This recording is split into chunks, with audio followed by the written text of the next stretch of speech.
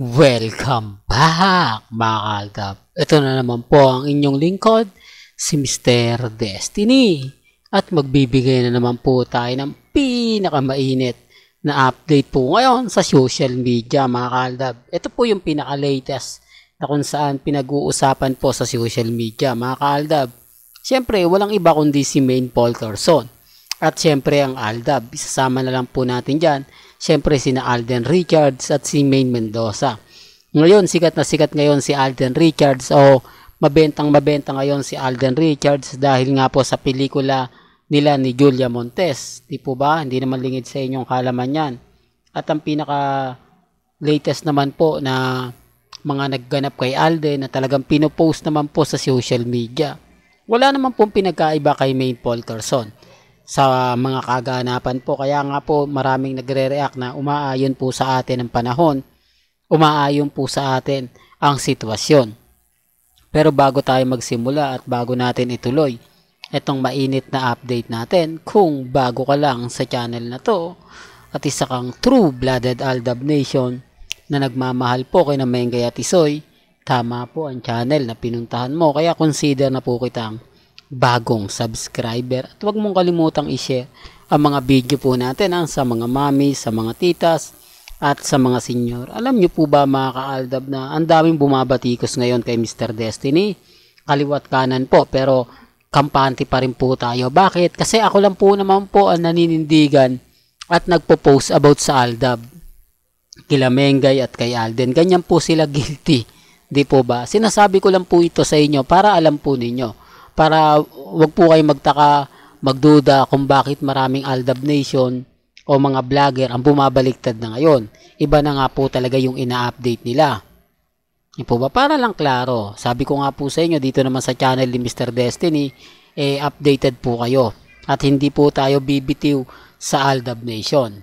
Di po ba? Bagamat maraming issue, maraming sinasabi na kumbaga magkakaroon nga po raw ng second honeymoon, kumbaga magkakaanak na si Mengay at si Congressman Ispate dahil ito daw po yung hiling ni Ibiang.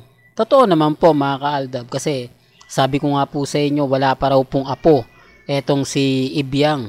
Kaya sabik na sabik nga po siya na magkaroon ng apo. Yan ay base lang naman po mga ka-Aldab sa mga nakukuha nating impormasyon. Di po ba? At hindi naman lingid sa inyong kaalaman na sinasabi rin po ni Ibiang noong mga panahon ng Sarsuela na gusto niyang magkaanak na sila ni Mengay para may nilalaro na po raw siya.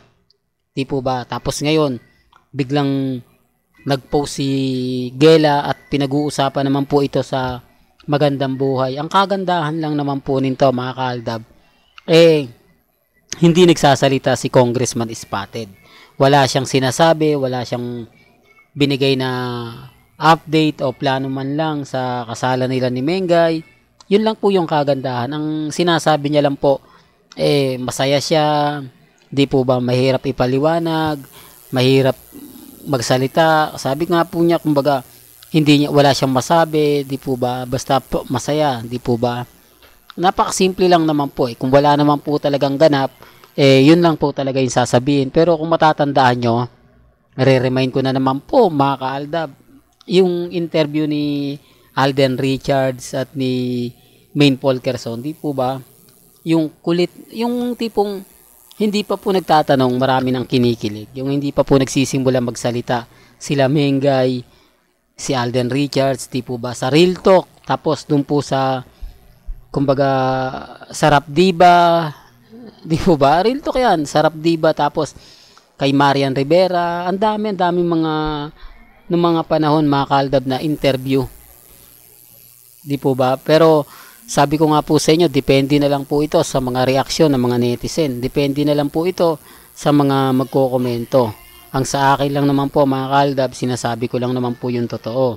Depende na lang to sa mga magsasabi ng, naku, paulit-ulit na lang si Mr. Destiny. Sinasabi ko lang po ito para alam po ninyo. Di po ba? Hindi ko naman to sinasabi mga ka-Aldab dahil walang update, dahil walang ganap, di po ba? Nire-remind ko lang po at ipinapaliwanag ko kung ano nga po ba talaga yung dating relasyon o yung galawan nila Alden Richards at ni Maine Mendoza kapag ini-interview sila. na hindi naman po talaga nakikita rito kay Congressman Spotted at kay Mengay. Totoo naman po yung mga sinasabi ko, hindi lang po talaga nila kumbaga naiintindihan, hindi lang po talaga nila iniintindi. Bagamat marami pa rin po ang naniniwala sa relasyon nila Mengay at ni Alden, marami pa rin po kaming matatag at kampante, although nalulungkot lang ako dahil kahit papano nabawasan na po yung Aldab Nation sa YouTube, nabawasan na rin po kami sa Twitter, marami na rin daw po nag-deactivate sa Facebook, sa Instagram. Normal lang po yan, sabi ko nga po sa inyo. Bansagang ka ba naman delulo di po ba? Kada post mo sasabihan kang delulo, kulto, di po ba? Nabubuhay sa nakaraan, sino naman po ba yung magiging masaya? Di po ba pagising mo sa umaga, ang sasakit ng komento sa'yo, maanghang, di po ba? Kita nyo, totoo yan mga kaaldab. Tignan nyo yung Facebook ko, yung Facebook page natin. Daming komento sa akin, direct message pa yon mga kaaldab Pero okay lang, sabi ko nga po, hindi naman po tayo papatinag sa kanila Basta abang-abang lang po kayo sa mga latest, sa mga update. Gaya ngayon, mga kaaldab, na mainit ngayon ang issue na magkakaroon nga po ng bagong sitcom, si Maine Mendoza sa TV5 dahil kumbaga marami na po mga artista na hindi na yata pinarinyo pa ng Itbulaga ng EAT, ng TBJ. Dahil nga po mga kaaldab na gusto nila mas bago. Kung may show na nga po sina Jose at Wally, syempre si Mengay hindi mawawala yan. Di po ba? Yan po yung pinaka-paborito ng TV5 Di po. Real talk to mga kaaldab. Kaya nga po, sabi nila kukunin pa rin ang main goals. Pero bali-balita nga po, gagawa na lang ng sitcom. Di ko alam kung kay Bossing. Kasi yung online open 24/7 ni Bossing talagang wala naman po talagang nangyayari. Di po ba? Baka bukas sa makalawa, magulat na lang kayo, farewell na. Di po ba? Pero nakakalungkot dahil si Bossing kapag gumawa talaga ng sitcom, taon talaga binibilang. Taon talaga yung bago matapos. Pero kung sakasakali, ito lang po yung kauna-unahang sitcom ni Bossing Big Soto na maagang nagtapos. Para lang klaro, para lang po sa kaalaman ng lahat. Sinasabi ko lang po yung totoo Baka sabihin nyo, bitter na naman yan si Mr. Destiny. Di po ba? Kita nyo naman po na marami na nakakalimot na may sitcom si Bossing at si Ma Salvador. Sinasabi ko lang po yung totoo Well, hanggang dito na lang po yung updates natin Kaya kung gusto nyo pa po ng pinaka-latest at sariwang update, abay tutok lang po kayo dito po sa channel ni Mr. Destiny para updated po kayo sa mga bagong video po na ilalabas po natin maya-maya lang. Hanggang sa muli, salamat po sa panonood at pakikinig.